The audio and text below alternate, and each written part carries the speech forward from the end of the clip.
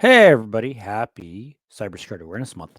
We are here to talk about patching and vulnerabilities and what those mean. You're getting this video likely because you either need a refresher or somebody was like, oh, hey, this person would love to know about this. And so we're here to teach you. My name is Jake Milstein at Critical Insight. John Luke Peck is a security expert.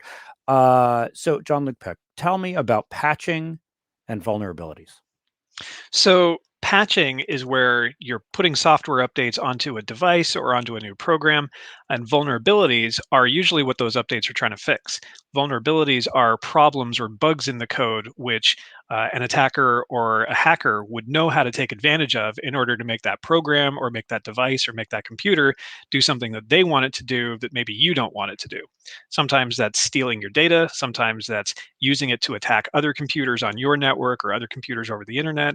But vulnerability management and software management is one of the best ways to help stay ahead of hackers and attackers and make sure that your business stays as protected as it can be. And so how does that work? Like there are, I think everybody knows my computer's vulnerable because of this or that. How do hackers find out about it? And then, what's the right way to fix it before they get there? Well, the attackers have a lot of ways of finding out about what's running on your network. Sometimes that's just from searching news articles to find out, oh, this business recommends this product, or we see a news publication that this business just bought this type of software. And other times they can just scan the network for you. So, especially if you've got applications or websites which are published externally, they can scan those sites and those applications in order to see what vulnerabilities are out there. On the defender side with cybersecurity services and cybersecurity professionals, we do very much the same thing, but we're scanning ahead of the attacks, trying to make sure that we can see the problems and make recommendations or proactively fix the problems before an attacker is able to use them and take advantage of them. That whole process is what we call vulnerability management. And it's typically a 30-day cycle. You start off by scanning your network using a software program or a tool called a vulnerability scanner, and it's going to talk to every computer, every device, every software application it can see, and it's going to check what levels it's at, what type of programs it's running, and then it's going to compare that against lists of vulnerabilities and problems that it knows about, and then it gives you a report which says, "Here's everything I see on your network. Here are the critical things that we know are a risk," and then you can use that to prioritize where you go and spend your IT team's time patching and staying ahead of these problems. And so, I mean, I have an iPhone here and I have, O365 running Windows software and I'm getting and Chrome.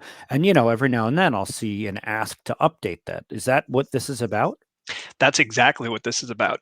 But where those are systems which are really good about staying ahead of updates or making sure that you, as the user of those programs and those devices, know when there's a new update, there's always hundreds or even thousands of programs running inside of a business network which don't have that kind of update capability built in. Or a lot of businesses will go so far as to turn them off to make sure that version 1.5 of the program, which they know works, is the version that everybody stays on.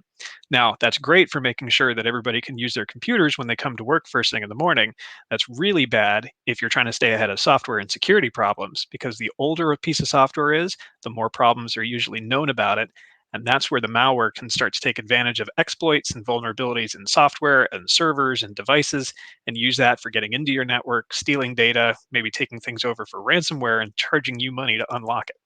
But why do they release these publicly? Like, I mean, if Apple or Microsoft or somebody releases it publicly, aren't they just telling the bad guys, here it is? And then, like, how fast do the bad guys act on these vulnerabilities?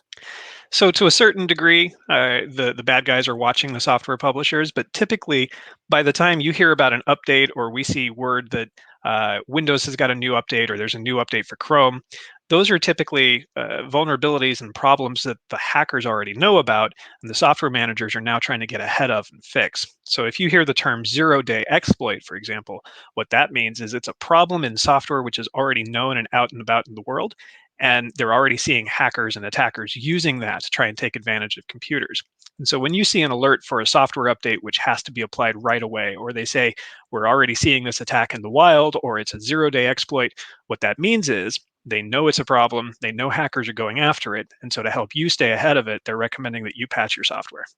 Got it. All right, everybody. Well, thanks for joining us. If you have questions, email me, Jake at criticalinsight.com. That's Jake at criticalinsight.com. Wow, now I sound like a used car salesman. Well, just not that month. All right, everybody. Have a great Cybersecurity Awareness Month, and Halloween is coming up. Bye bye.